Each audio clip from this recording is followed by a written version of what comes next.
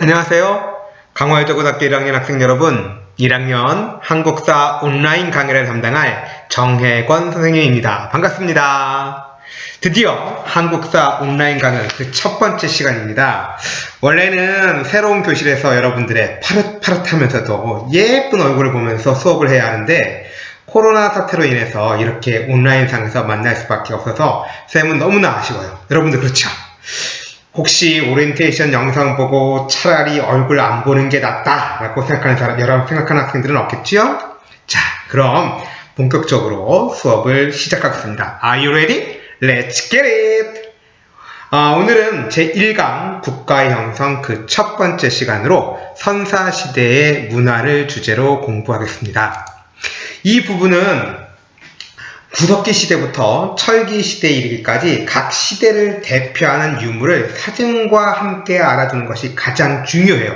왜냐하면 여러분들이 시험 문제를 풀 때 항상 자료가 제시가 되고 그와 관련된 선지를 구성하게 되는데 이 부분은 항상 자료로 나오는 것이 각 시대의 대표적인 유물이 자료로 제시되기 때문에 그 사진으로 나오는 유물이 무엇인지 모르면 도저히 문제를 풀 수가 없어요.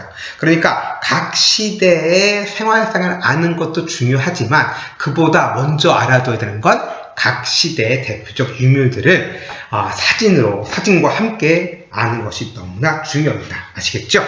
자, 먼저 구석기 시대의 유물과 생활 모습을 알아보겠습니다. 구석기 시대의 대표적 유물은 주먹도끼라고 하죠. 이 주먹도끼는 우리가 뗀석기라고 해요. 뗀석기는 뭐냐면 돌을 떼어내서 만들었다 이렇게 오는 거죠. 그러니까 최초의 도구는 우리가 이제 그 돌을 갈아서 이렇게 정교하게 만들기보다는 돌과 돌을 깨트리거나 혹은 땅에 떨어뜨린거나 이렇게 해서 만든 도구가 가장 먼저 사용된 도구겠죠. 그래서 이 시대의 가장 대표적인 도구 바로 주먹도끼니까 반드시 기억하시기 바랍니다.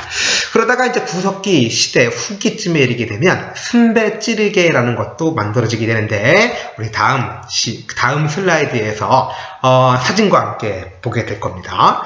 이 시기에 대부분의 사람들은 채집과 사냥을 통해서 먹고 살았어요. 즉 과일 열매를 따먹거나 아니면 사냥을 통해서 먹을 것을 해결을 했죠. 자, 그러다 보니까 무리를 지을 필요가 있었고 또 사냥감이라든가 열매 등을 찾아서 이동하는 그러한 생활들을 했습니다.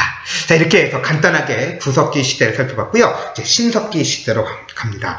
자, 신석기 시대의 도구는 이제 우리가 간석기라고 하죠.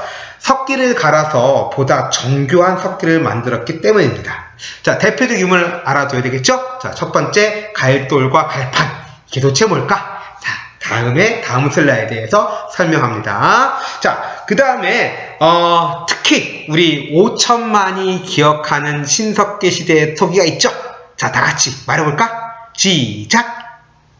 그렇지. 바로 빗살무늬 토기가 있습니다. 이건 너무나 잘 유명한 것이니까 모르는 사람 없을 거라고 선생님 믿어도 되겠죠?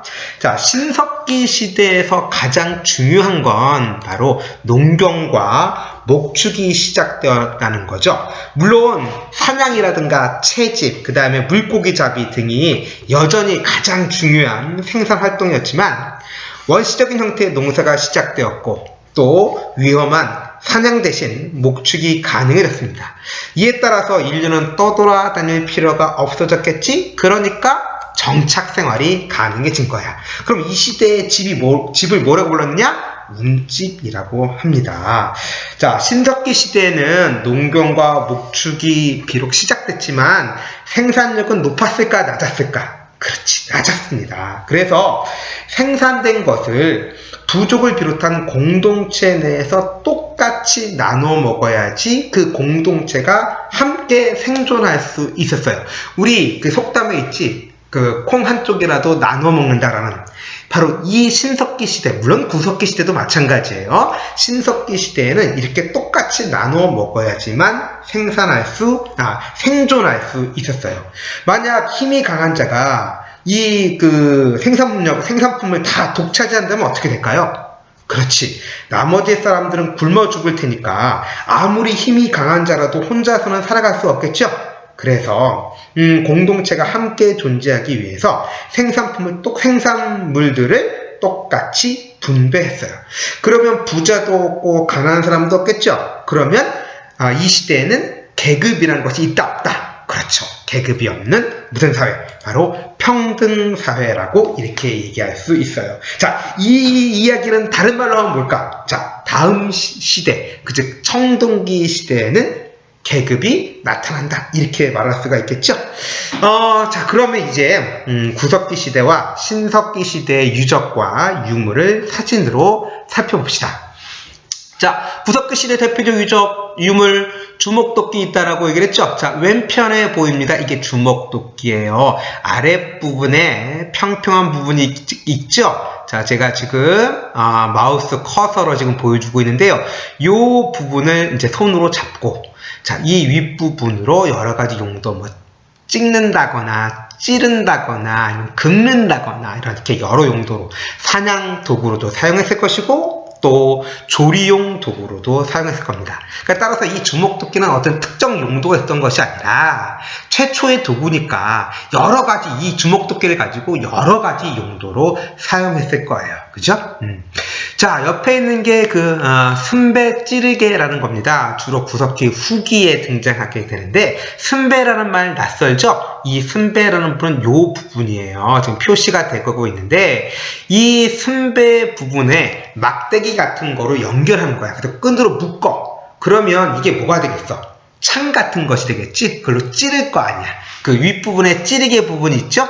자, 그래서 막대기와 같은 이음 도구와 연결하는 부분은 순배라고 합니다. 이러한 순배 찌르개가 역시 구석기 시대 후기에 등장하는 유물입니다. 잘 알아두도록 하시고요. 자, 신석기 시대로 갑니다. 신석기 시대 너무너무 중요하죠. 신석기 시대의 대표적인 도구, 앞서 우리 학습지에서 갈돌과 갈판 얘기했어요. 바로 왼편에 있는 것이 갈돌과 갈판입니다.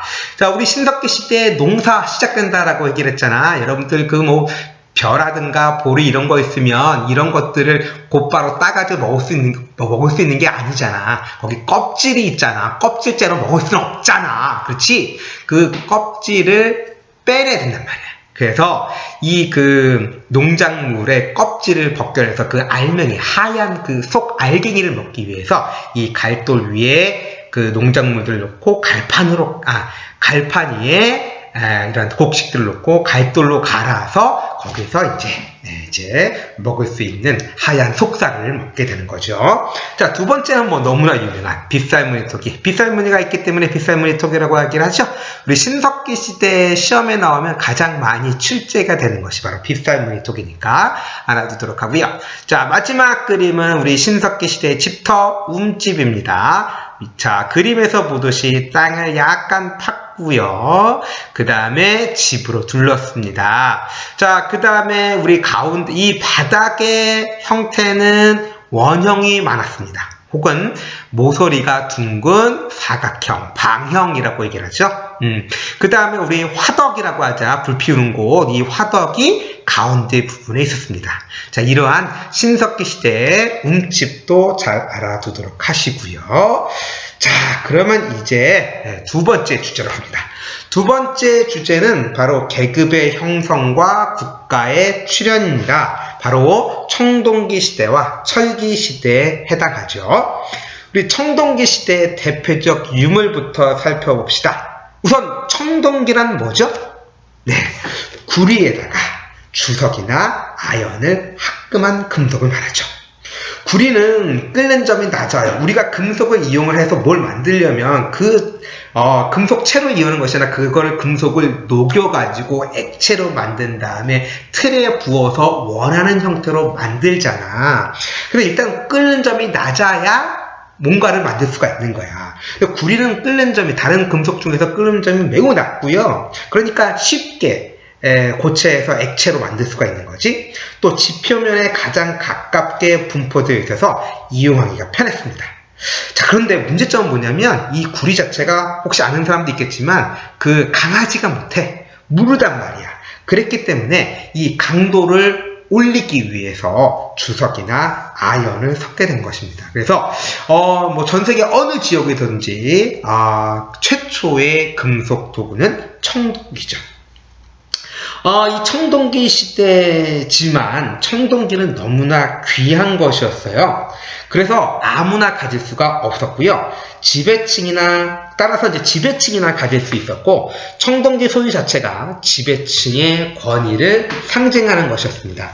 따라서 농사 도구 같은 일상의 생활 도구는 여전히 석기였습니다. 우리 청동기 가지고 농사 짓는데 사용하지 못한단 말이야. 그렇죠? 너무 귀한 거니까. 우리 뭐 예를 들어서 삽이라든가 낫 만드는데 다이아몬드로 만들 수 없는 거잖아. 그렇지? 자, 그러면 역시 청동기 시대에도 석기가 있는데, 이 시대의 대표적 석기는 바로 반달 돌칼입니다. 반달 모양의 돌로 만든 칼이다, 이런 뜻이죠. 그러면 또 대표적 청동기 알아둬야 되겠죠? 이 시대의 대표적 청동기는 비파형 동검이라고 부르죠. 그 다음에 청동기 시대의 대표적 유적도 있습니다. 무덤이 있죠. 자, 다 알죠? 고인돌. 그렇죠? 역시 시험에도 잘 나옵니다. 고인돌이 대표적인 유적입니다. 청동기 시대는 이제 우리 신석기 시대부터 농경이 시작됐는데, 초기에는 원시적인 형태였을 거야. 그렇지? 그런데 점차 시간이 지나감에 따라서 농업 생산력도 증대합니다. 왜 그럴까? 당연히 농사 짓는 도구가 보다 더 정교해질 것이고, 농사 짓는 기술도 계속해서 업그레이드 되었겠죠. 그러니까 농업 생산력이 증대하게 돼. 그러니까 공동체가 먹고도 남는 게 생겨. 이걸 뭐라고 해? 잉여산물이라고 하잖아. 그 잉여산물이 발생하게 된 거야. 그러면 그 남는 거를 누가 가져갈까? 그렇지, 힘 있는 자가 가져가는 거야. 센 놈이 가져가는 거라고. 그러다 보니까 이 센 놈, 힘 있는 사람이, 야, 이거 남는 거, 이건 내 거야, 이렇게 되는 거야. 그러니까 이런 남는 것들을, 혹은 토지와 생산물들을 개인적으로 소유를 하게 되는 거예요.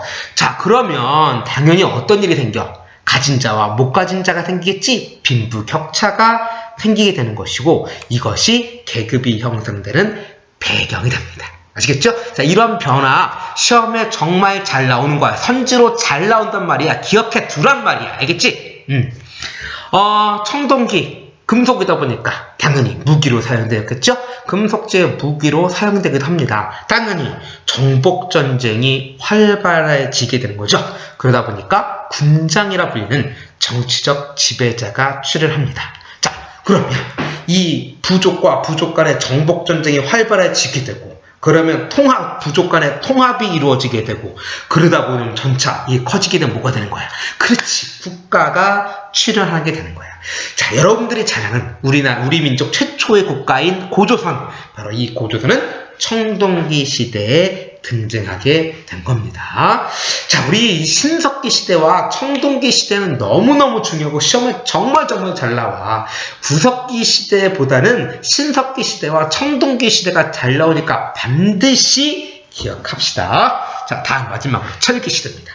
자, 청동기 시대의 청동기는 지배층의 전유물이었죠. 근데 철기 시대에 이르면 드디어 농기구라든가 무기 이런 것들도 철로 제작됩니다. 당연히 생산력도 늘어나게 되는 거고, 정복전쟁이 더욱더 활발해지게 되죠. 하지만 여전히 청동기도 제작되는데, 철기 시대에 제작된 대표적 청동기, 이걸 뭐라고 하느냐? 세형 동검이다, 이렇게 하는 거죠. 한편 이 시대에는 명도전이라고 불리는 중국 춘추 전국 시대에 사용되었던 화폐도 출토되고 있고요. 붓도 발견되었어요. 자, 이를 통해서 알 수 있는 건 뭘까? 자, 우리나라에서, 한반도에서 중국 춘추 전국 시대에 사용되었던 화폐가 발견됐어. 그러면 그 시대에 뭐가 있었다는 얘기야? 그렇지, 중국과 무역, 교류를 했다는 뜻이기도 했고, 붓이 있으니까 이 시대부터 한자도 사용되었구나, 이거를 알 수가 있는 거죠. 자, 또한 정복전쟁이 활발해지면서 고조선 멸망 이후에 부여, 고구려, 삼한과 같은 초기 국가가 출현하게 되었습니다. 자, 그럼 청동기와 철기 시대의 유물과 유적을 사진으로 살펴보도록 하겠습니다. 자, 맨 왼편에 보는 것이 반달 돌칼입니다. 석기죠. 자, 구멍이 2개 있고요. 반달 모양입니다. 이거 갖고 뭐 했을까? 자, 이거는 수학용 도구야. 이 아래쪽이 날이 되는 것이고요. 자, 구멍이 2개 있는데 이 구멍은 아마도 끈으로 연결되어서 손으로 집어넣어서 잡았을 거야. 그래서 이삭 같은 것들을 이제 잘라서 수확하는 그러한 원시적인 도구였다, 이렇게 보시면 되겠고요. 자, 반달돌칼, 돌이기 때문에 이거 신석기 시대라고 생각하면 안 돼. 자, 출제자 입장에서 보면 어떨까? 출제자 입장에서 보면 이 사진 보면 보통 공부하는 친구들은 야, 이거 돌로 만들었으니까 신석기 시대 아니야? 이렇게 생각할 거 아니야. 그러니까 문제를 내는 거라고. 알겠죠? 자, 반달돌칼 나왔습니다. 이거 어느 시대라고? 청동기 시대라고요. 자, 그 다음에 이제 그 청동기 시대 청동기 대표적인 것이 비파형 동검. 중국의 악기인 비파와 형태가 유사하다라고 해서 비파형 동검이라고 하고요. 자, 세 번째, 매우 낯익은 그러한 사진이죠. 바로 강화, 우리 살고 있는 강화 부근리에 있는 고인돌이 있습니다. 자, 이렇게 위에 덮개돌이 있는데 그 덮개돌의 무게가 엄청나잖아. 그러니까 이런 것들을 이거 한 50톤이 넘다로 하는 것 같아요. 자, 이런 것들을 옮기려면 많은 사람들이 필요할 것이고, 그런 사람들을 강제로 이용할 수 있는 그러한 정치적 권력자가 있음을 뒷받침하는 그러한 유적이다라고 보면 되겠습니다. 자, 마지막으로 철기시대 유물입니다. 바로 세형동검, 철기시대의 청동기, 세형동검입니다. 자, 앞서 봤던 우리 비파형 동검에 비해서 몸체가 어때? 좀 더 가늘지? 그래서 가늘 세자를 써서 세형동검이다 라고 하는 거야. 이거 어느 시대라고? 철기시대라고. 자, 오른쪽은 명도전 춘추 전국시대 기억나시죠? 바로 중국에서 보면 진나라의 시황제 진시황이 춘추 전국시대를 통일하잖아. 그 전에 중국이 진시황이 처음으로 통일하기 전에 여러 나라 국가들로 나눠져 있었는데 그 시대에 사용되었던 화폐, 이게 명도전입니다. 아시겠죠? 자, 지금까지 우리 공부했고요. 우리 다음 시간에 우리나라 최초의 국가인 고조선, 그 다음에 여러 나라, 부요 고구려와 같은 초기 국가, 이런 나라들과 함께 공부하도록 하겠습니다. 자, 지금까지 온라인 강의 듣느라고 수고 많으셨어요. 다음 시간에 만날게요. 안녕!